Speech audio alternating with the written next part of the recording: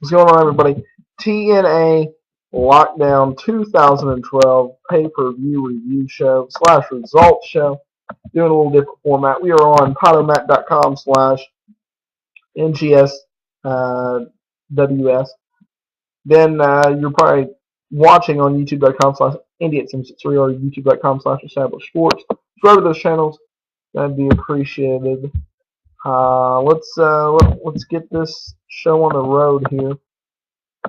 They were in Nashville, Tennessee last night. To open the pay-per-view, we see Team Garrett in the back. Garrett says that he wants to start things off. We have a lethal lockdown match, Team Garrett versus Team Eric.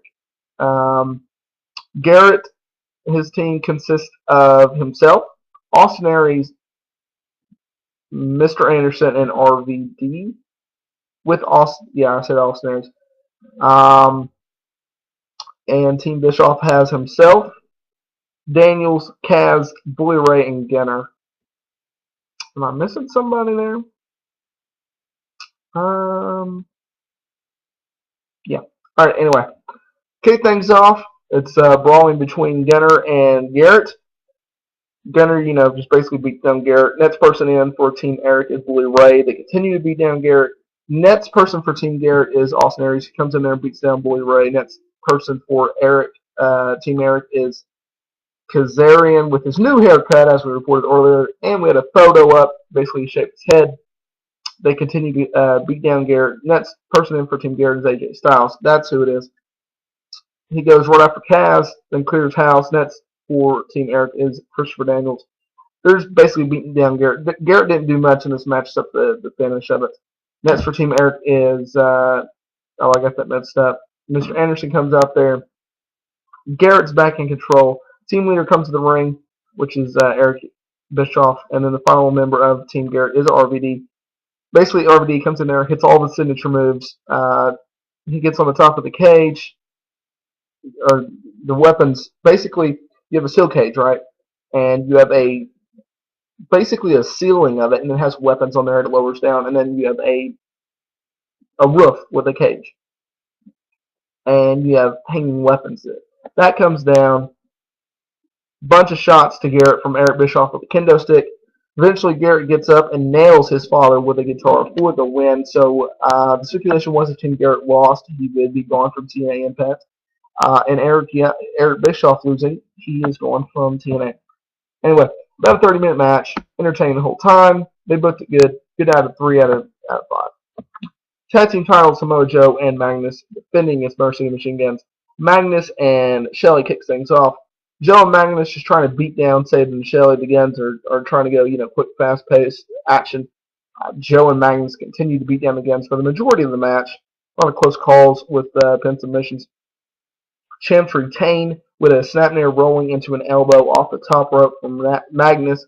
Good match with good, with some slow parts in there, but mindset with the close calls. It was very entertaining. Good match, 3 out of 5.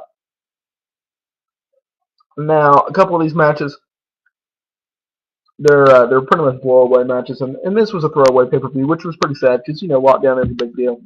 We have a TV title match. It's going to be Devon defeating Robbie E. Basically, how this one ends with Devon planting Robbie E with a spine buster and getting 3 count. He retains a 3-minute match or so. Decent short, 1.5 out of 5. Nothing much. We have a steel cage match. All these are steel cages, by the way. For the TNA Knockouts Women's Championship, it's going to be Gail Kim defending and defeating Velvet Sky via roll-up. Very sloppy match. A lot of botches. They did their best. Gail Kim took a nasty power bomb off the top rope. 1 out of 5. Ric Flair comes out there and cuts a promo about how he's pissed off at Hogan about Hogan, and Hogan comes up there. They end with basically Hogan punching Flair and he just drops him. Hogan leaves. Flair's flipping out. Pointless promo. They could have done this on Impact.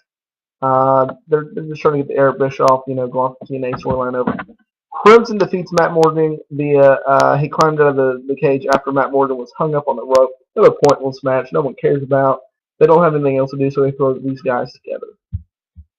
And then, actually, next, a really good match. It's going to be Jeff Hardy taking on Kurt Angle. Jeff Hardy defeats Kurt Angle with a swanton off the top of the cage. A lot of good back-and-forth action in this one. Great match, 4 out of 5. Probably match of the night. Knockouts title match, ODB and Eric Young defeats Sarita and Rosita via the slam.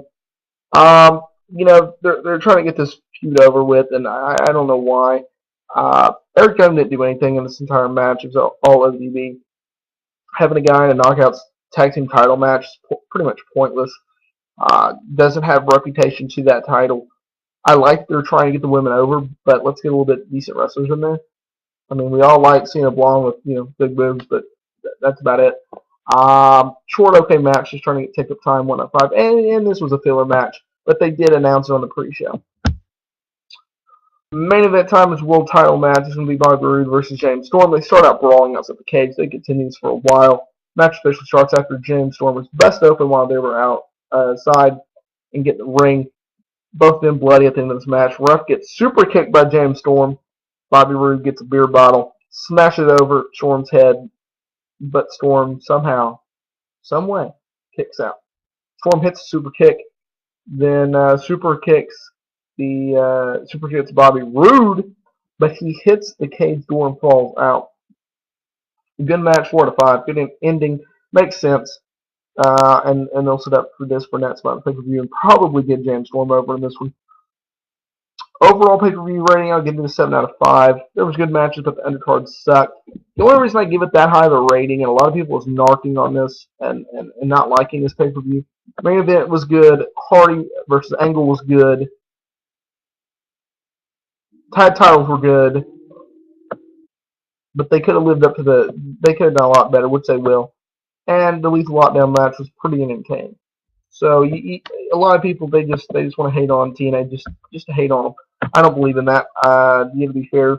Anyway, go to Next Generation Wrestling site. Leave my comments in the description for those links on the very top. For the live play-by-play coverage that we did last night, we'll have Raw coverage tonight.